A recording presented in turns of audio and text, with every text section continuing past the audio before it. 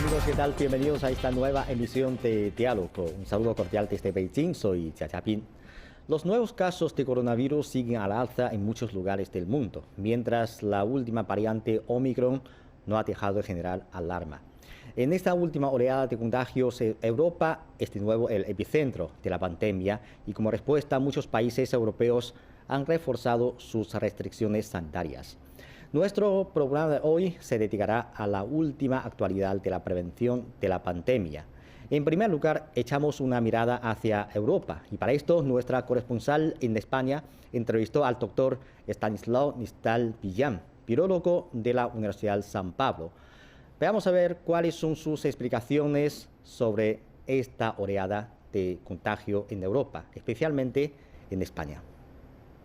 Bueno, las medidas que se están realizando en estos momentos en Europa, en Estados Unidos, son medidas que tratan de mitigar la expansión de esta nueva variante.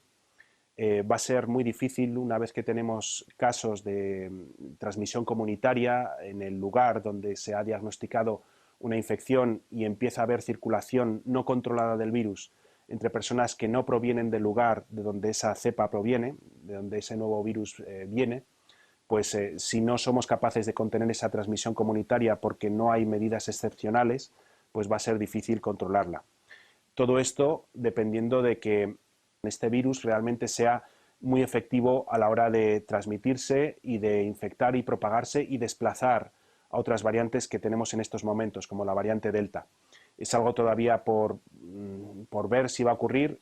Tiene pinta de que sí, porque lo que está ocurriendo en otros países del sur de África, como Sudáfrica, como Zimbabue, como Mozambique, por ejemplo, pues se está viendo que hay un incremento muy rápido de casos, incluso sobre variantes que ya estaban impuestas. Entonces, en casos de transmisión comunitaria en Europa, pues es posible que pueda ocurrir eso. Hay una diferencia, y es que en Europa el porcentaje de vacunación es más alto que en el de estos países, y puede ser que la expansión del virus no sea tan rápida o que de alguna manera se contenga de una manera más fácil, ayudado por otras medidas como pues, el uso de mascarillas, medidas de prevención asociadas a la ventilación o al uso de algunas prácticas que pueden también reducir la transmisión del virus. La tasa de vacunación en España está cercana al 90% de personas que han recibido la doble pauta, las 2 dosis de la vacuna. A nivel mundial está en torno al 50%, pero sin embargo hay muchos otros países en donde la vacuna no ha llegado y donde sí el virus puede seguir circulando, incluso donde está siendo infradiagnosticado y puede estar sufriendo un periodo de adaptación, un periodo de evolución que eventualmente repercuta y que cause problemas como esto que estamos viendo con la variante Omicron. Las vacunas que tenemos en estos momentos son efectivas para prevenir la infección, sobre todo en los meses en torno a la administración de la dosis. Son muy efectivas a la hora de prevenir la enfermedad y la muerte, pero sobre todo en personas que no tienen ningún tipo de problemas inmunológicos, de inmunosupresión o inmunoatenuación debido a la edad. En este sentido, se está viendo que las personas de menos de 70 años que han recibido la doble pauta vacunal, pues en principio están protegidas frente a la enfermedad y frente a la muerte, y que esa prevención en personas de más edad se va decayendo, y esa es la razón por la que se está recomendando una tercera dosis. A pesar de todo esto, pues en el caso, por ejemplo, de la variante Omicron, y el caso de que queramos prevenir la entrada del virus en nuestro cuerpo, pues estamos viendo cómo las vacunas no van a ser eficaces para prevenir la infección, pero y habría que desarrollar nuevas vacunas o nuevas formulaciones para prevenir que eso ocurriera, pero muy probablemente van a ser efectivas a la hora de contener la enfermedad grave y la muerte. Recientemente la variante Omicron ha traído atención mundial. Ahora se han confirmado casos de coronavirus de la variante Omicron en algunos países europeos. Entonces, ¿qué características tiene esta variante Omicron? Ante la aceleración del proceso de mutación, deberíamos tomar medidas de prevención y control más activas y decisivas. El doctor Nistal nos dio sus sugerencias. Veamos más informaciones. Bueno, la variante Omicron presenta más de 32 cambios en los aminoácidos de la proteína S que pueden afectar al efecto que puedan tener los anticuerpos neutralizantes para contener que el virus entre en nuestras células. Esos cambios pueden implicar que, a pesar de estar vacunados o haber tenido una infección previa, pues el virus todavía sea capaz de evadir nuestras respuestas e infectarnos. Sin embargo, algo que no va a hacer con una probabilidad alta es prevenir, esa vacuna va a prevenir que desarrollemos la enfermedad. Aunque nos infectemos, vamos a tener la capacidad de luchar de manera efectiva frente al virus. Contener la variante Omicron una vez que tengamos transmisión comunitaria va a ser difícil, en el sentido de que lo que es la transmisión de este virus tiene unas características que le permitirían evadir mejor la respuesta de los anticuerpos neutralizantes en comparación con otras cepas que tenemos, otras variantes que tenemos ahora mismo en circulación, como las alfa, beta, gamma, delta.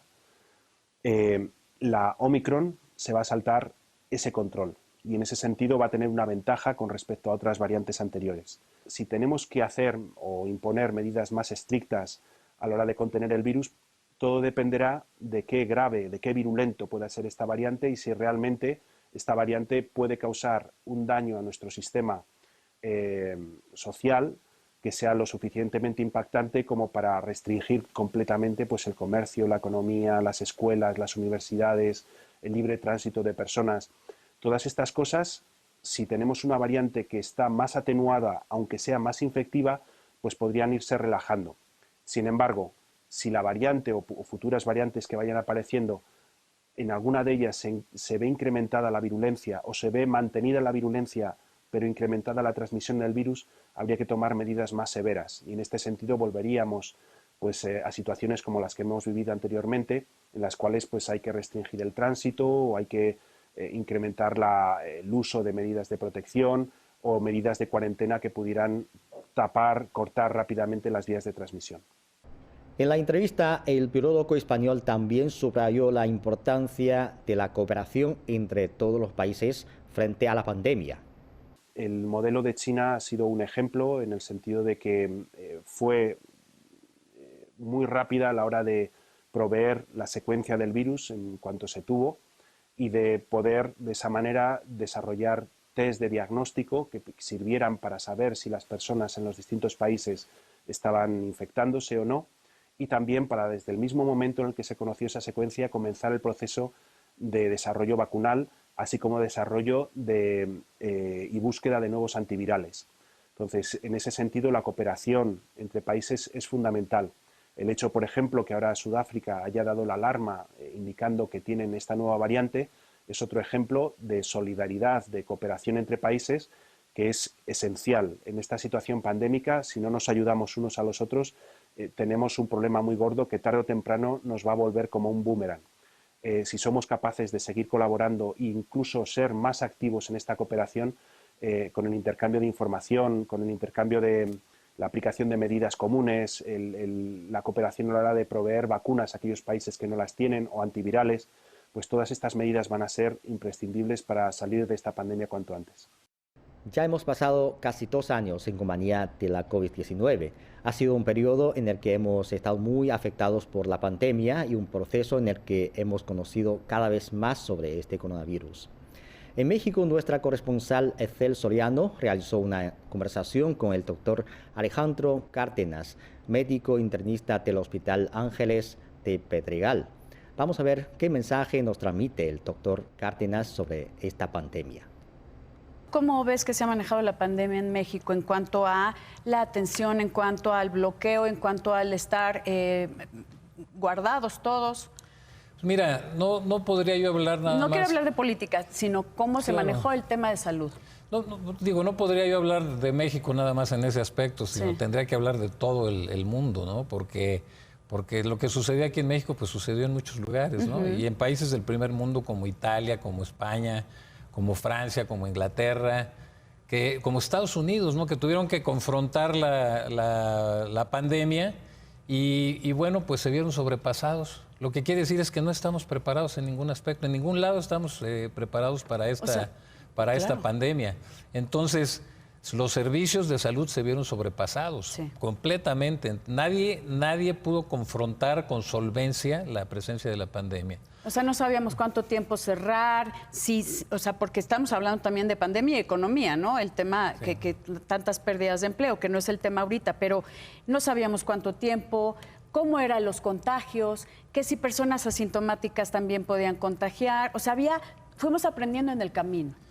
Lo primero que hicimos los médicos con nuestros pacientes fue decir, hay una pandemia que inevitablemente va a llegar a México y que, bueno, tendremos que prevenirnos para poder ver qué es lo que se va a hacer. Ahora no tenemos medicamentos, no tenemos vacunas. Ni sabemos cómo se ataca. La enfermedad no la conocemos muy bien y entonces tendríamos que empezar a trabajar. Lo primero que les tendríamos que decir a ustedes es que se vayan a su casa, se guarden, porque no sabemos esto cómo se va a comportar.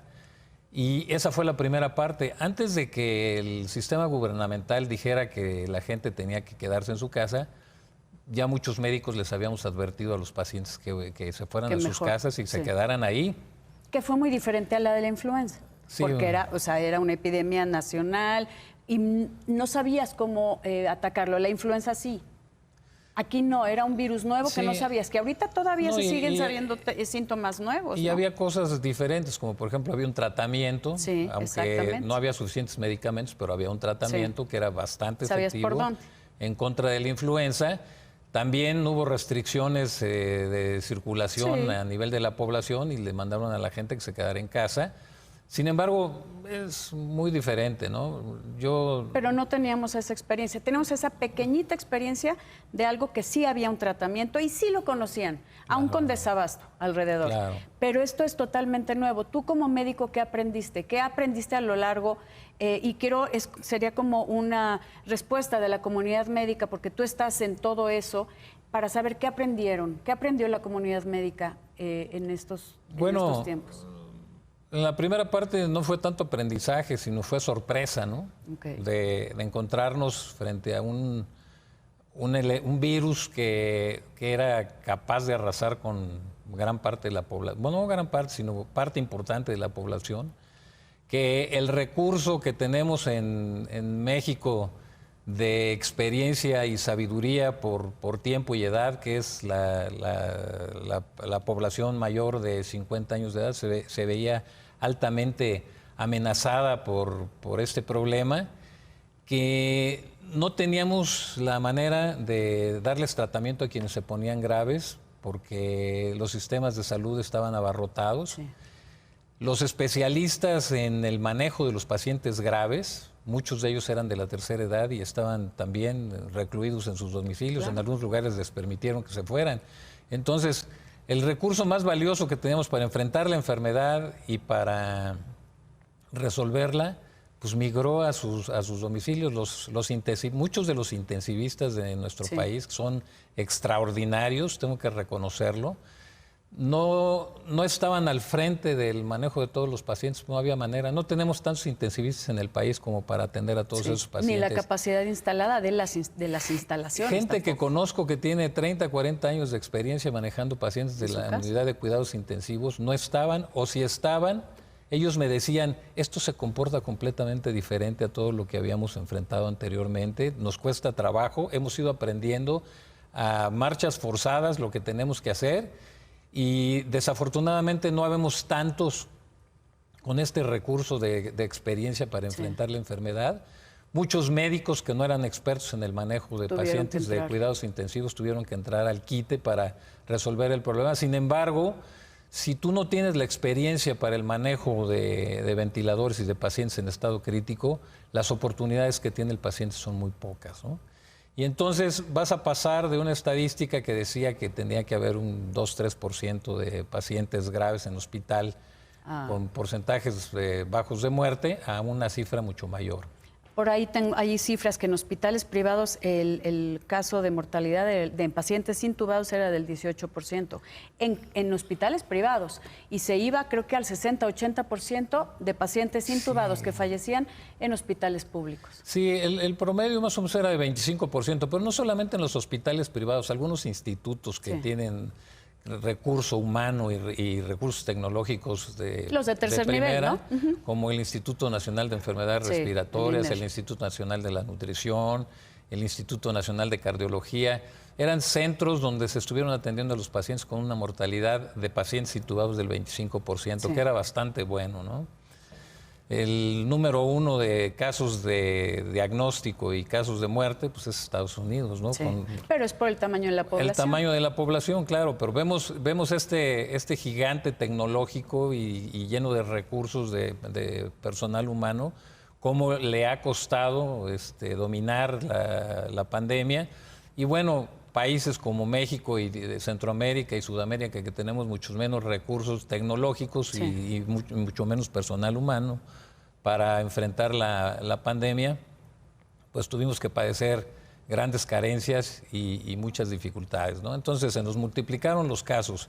Yo recuerdo en ese febrero del 2020 que era mucho más peligroso, que tenían más riesgo los pacientes que tenían comorbilidades, ¿no? El diabetes, obesidad, hipertensión, enfermedades crónico-degenerativas, ¿no? Así es. Y ahorita vemos que hasta gente aquí hubo una que no parte la tiene. interesante. Yo desde el principio, analizando lo que estaba sucediendo y de acuerdo a las publicaciones internacionales, nunca había habido tal avalancha de comunicación internacional de todos los investigadores, pasándonos información a los demás para que pudiéramos enfrentar la enfermedad. Entonces, lo que nosotros tuvimos en ese momento que enfrentar realmente fue bastante complicado, ¿no? Cuando vimos que ese porcentaje de pacientes que iban a dar al hospital no teníamos el recurso para atenderlos, entonces las cosas se complicaron. Sí. No teníamos suficientes camas, no teníamos suficientes ventiladores, no teníamos medicamentos para combatir la enfermedad, no teníamos oxígeno para manejar a los pacientes en su casa. No había los medicamentos que sabíamos que en la parte complicada de la enfermedad podían ayudar al paciente, como eran los esteroides y los anticoagulantes. No teníamos disponibilidad suficiente de este recurso. Se agotaron, nadie estaba preparado para esta situación, a pesar de que se nos había advertido lo que estaba pasando en Italia y en España. Al parecer no hubo una reacción de... ¿Negación? De parte, pues no creo que negación. ¿Qué sería? Como yo creo que lo vamos a manejar. Nunca dimensionamos lo que nos iba a pasar hasta que lo tuvimos enfrente. Lo mismo que les pasó en Italia y lo mismo que les pasó en España y lo mismo que les pasó en Francia y en Inglaterra. Creyeron que con las medidas de reclusión, de mantener a la población guardada, etcétera, iba a ser suficiente para controlar la enfermedad y no fue así, ¿no? O sea, la enfermedad tenía una gran habilidad para transmitirse de persona a persona y entonces los casos empezaron a multiplicar, ¿no? Y ahora con todas las variantes. Así es. ¿Cómo ves eso de las variantes? Hablando de, por ejemplo, todos los casos que han sucedido, hablando de la variante Delta que tuvo una importancia, ahorita ya hay otras. ¿Qué diferencia tuviste en el comportamiento de la enfermedad en cuanto a sintomatología y en cuanto a pues, el rumbo de la enfermedad? Pues mira, más que nada, la enfermedad se comporta de manera muy similar. O sea, no dice, no, es que ahora el virus Delta ya es más agresivo, ¿no? Es más contagioso. Lo que ¿no? es más contagioso, pero la enfermedad es muy similar en los pacientes, ¿no? El cuadro banal, el asintomático, igualmente se replica en la población y volvemos a tener una población que es altamente susceptible y que te decía yo, y me fui por otro lado, pero te lo quiero decir, o sea, algo que vimos de acuerdo a todas las publicaciones es precisamente que los pacientes, independientemente de las comorbilidades y de la edad que tenían, había algunos que eran muy susceptibles desde el punto de vista genético, sin importar sus comorbilidades, ¿sí? Había gente que le daba COVID y presentaba el cuadro clínico respiratorio, no grave, etcétera, y eran diabéticos, obesos, hipertensos, así la múltiple patología que tenemos de los pacientes en México, ¿no? Y no les pasaba nada, o sea, sobrevivían bastante bien. Había un paciente obeso que le daba COVID, pero obeso con 150 kilos y no pasaba nada. Pero de repente había un paciente de 35 años de edad que se contagiaba y se ponía grave, iba a dar a la unidad de cuidados intensivos, lo tenías que hospitalizar, lo intubabas y fallecía. Entonces, encontraron? Lo que sucede es que hay un porcentaje de población que es altamente susceptible desde el punto de vista genético a la enfermedad, sin importar sus comorbilidades. Claro que si le da la enfermedad grave y aparte tiene comorbilidades, pues le va a ir como en feria, ¿no? Entonces esto va a ser bastante grave. Y bueno, eso fue la primera parte que nos dimos cuenta. No era, las comorbilidades sí influían, pero una vez que ya el paciente se ponía grave. No todos los pacientes que se enfermaron de COVID acabaron intubados, independientemente de que fueran diabéticos, obesos o hipertensos.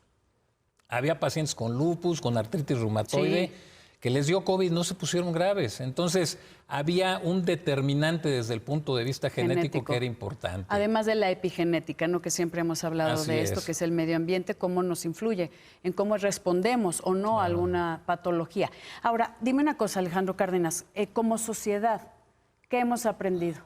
Porque hay gente que todavía no ha entendido hasta que ya lo ve muy cerca y ya ha visto a su padre, a su hermano morir. Pues mira, lo primero que aprendimos fue a reevaluar la experiencia de poder seguir viviendo, ¿no? O sea, fue realmente espeluznante el saber que tú como médico podías estar atendiendo pacientes con COVID y en cualquier momento te podías morir porque estaba sucediendo. México tiene una de las tasas más altas de mortalidad en personal de salud. Entonces, no teníamos los recursos ni la experiencia para enfrentar la enfermedad y no sabíamos si genéticamente éramos altamente susceptibles para morirnos al tener contacto con la enfermedad. Aprendimos a reevaluar la vida. ¿Te dio miedo en algún momento? Por supuesto. Como profesional de la salud. Yo recuerdo haber tenido una conversación con mis hijos, ¿no? Que llegaron y se sentaron y me dijeron, papá, pues ya toda tu vida te has dedicado a trabajar como médico, etcétera, etcétera. Esto es una grave amenaza para tu vida. Te queremos pedir que no vayas al hospital, no atiendas a estos pacientes. Pero pues era una traición. 35 años de práctica atendiendo pacientes, no les ibas a negar la atención en este momento cuando te iban a buscar y te decían, ayúdame, no sé qué hacer, no tengo oxígeno, me estoy poniendo grave, no sé a dónde ir, quién me va a atender, quién me puede ayudar. Y además yo no me podía perder esta adrenalina del siglo de participar en el evento más importante que hemos tenido de todos los tiempos. No solamente relacionado con salud, relacionado con la vida, con todo. Con la economía, con la sociedad. Entonces, desde el punto de vista filosófico hay una connotación de cambio en toda la población a nivel mundial, sin importar el nivel de educación que tengas. Es un parteaguas, que te enseñó a reevaluar tu existencia y la trascendencia de la misma en esta vida, ¿no? O en este planeta Tierra. Sí. Yo creo que sí es un parteaguas para toda la sociedad. Así es. Y tú como médico lo viste. Dijiste, no puedo estar viendo los toros desde la trinchera. Así es. Pues yo decidí participar, como te comento, y bueno, y me tocó presenciar, como a todos nos ha tocado presenciar, esta debacle económica, esta caída de las bolsas de valores, esta desmonetarización del sistema, este freno abrupto, ¿sí? Y imposible de controlar desde todos puntos de vista porque requería de la presencia de los seres humanos. Entonces, somos el cofactor de todos los eventos importantes que suceden en este mundo. Y si nosotros no se podía llevar a cabo nada, todo se frenó. No importaba cuánto dinero tenías, si estabas intubado en ese grupo de 25% de posibilidades de morirte, el dinero no servía absolutamente de nada. Así es. Y entonces empezamos a darle valor a cosas que realmente nos deben de interesar y es esa parte esencial del ser humano, ¿no? Y ahora, en un futuro, ¿qué ves? ¿Qué retos tenemos como sociedad? Pues rediseñar, hacer reingeniería de todos nuestros sistemas de salud valores, es muy importante. Además de la parte de valores, indudablemente creo que hemos cambiado de manera importante, ¿no? Digo, ayer platicaba con unos amigos enfrente de unos adolescentes y les decía yo a ellos, ustedes no tienen ni idea de lo que fue el SIDA. Claro. A ustedes no tienen ese registro mental, nosotros sí, y varias de las generaciones después de nosotros. ¿Qué era el SIDA? ¿Cómo te podías contagiar? ¿Cómo podías perder la vida? Y ahora está reapareciendo una enfermedad que pensábamos que habíamos ya controlado desde el punto de vista preventivo, epidemiológicamente, porque la gente ha olvidado. Sí. Entonces nosotros difícilmente vamos a olvidar este proceso de la pandemia, el golpe tan abrupto, emocional que recibimos por todas las limitaciones a las que nos vimos sometidos, a la más importante de todas ellas, y era la posibilidad de vivir en el entorno de una manera social abierta, perdimos la posibilidad de tener un contacto indiscriminado y nos tuvimos que enfrentar a una realidad que nos convenció a base de bofetadas de que habíamos cometido graves errores durante todo este tiempo. La gente piensa que ya vacunada puede deambular libremente. Y también el regreso a clases y la apertura al 100% en semáforo verde de la mayoría del país, ¿no? Así es. Ahí, ¿qué opinas de la vacunación, querido Ale? Hablando de vacunación, autorización de emergencia, con las diferentes variantes de vacunas que tenemos, ¿cuál es tu opinión? ¿Qué has visto? Primero, en primer lugar, quiero reconocer que, a diferencia del pasado, la Asociación de los Científicos Investigadores de todo el mundo nos dio la oportunidad de conocer el genoma del virus ya en el mes de febrero. Para entonces ya se estaban fabricando vacunas en el 2020. Sí. A marchas forzadas, con muchas limitaciones de los sistemas porque no estamos preparados, a pesar del VIH que hemos tenido y a pesar de la influenza, no estábamos preparados para esta contingencia. Entonces, a marchas forzadas, todo el mundo logró la producción de las vacunas en diferentes lugares de manera simultánea. Se produjeron en Rusia, se produjeron en China.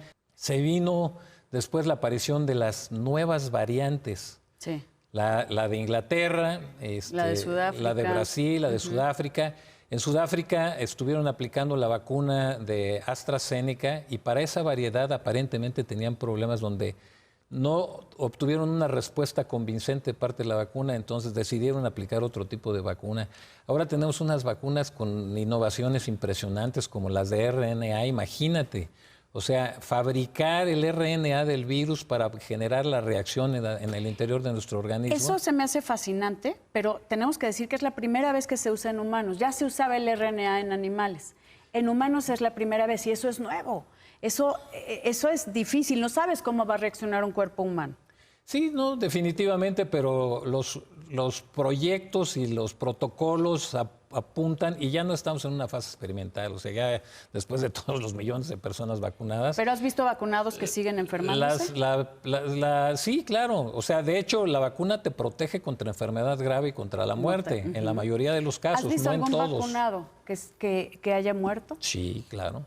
Por supuesto. ¿Cuál es la diferencia? Eso deberíamos de saberlo. La diferencia es sociedad. Que los organismos, los seres humanos reaccionamos de manera diferente a los desafíos de las vacunas. Entonces, en la mayoría de los casos reaccionamos bastante bien, obteniendo protección y anticuerpos contra enfermedad y contra enfermedad grave. Sin embargo, con estas vacunas, nadie te asegura que no te vayas a enfermar. Lo que te dicen es que no te vas a poner grave. Pero tú sabes que hay porcentajes de éxito que van desde el 90 hasta el 97% de las vacunas, a veces dependiendo de la etapa de la vacuna y la cantidad de anticuerpos neutralizantes que tengas contra el virus, así también será la respuesta, tu susceptibilidad, las comorbilidades, etcétera, etcétera. Y esto lo vamos a ir viendo a lo largo de pues este ya lo tiempo, estamos viendo. Donde ya como sociedad, pero vamos a ver cómo los efectos, cuál es el resultado real de la vacunación, cuál es el resultado real de estas protecciones, que si es una dosis, 2 dosis, etcétera, etcétera, a lo largo de este tiempo. Yo creo que ha sido una plática muy interesante, querido Alejandro Cárdenas. Como sociedad hemos aprendido que la salud es prioritaria. Como médico, creo que los valoramos más. Bueno, quienes estamos en este medio siempre los hemos valorado, pero yo creo que la gente ya tiene también una mentalidad diferente en cuanto a la salud y a todo el profesional de la salud que les ha salvado la vida. El número de países y regiones en los que aparecen casos de Omicron sigue aumentando, pero según los expertos médicos, si bien tenemos que estar en alerta por la nueva variante, no es necesario el miedo. Aumentar la tasa de vacunación, mantener la distancia social, evitar aglomeraciones e insistir en el uso de mascarillas sigue siendo las medidas vigentes para protegernos del contagio. Bueno, así concluimos esta emisión de Diálogo. Gracias por sintonizarnos. Hasta la próxima emisión.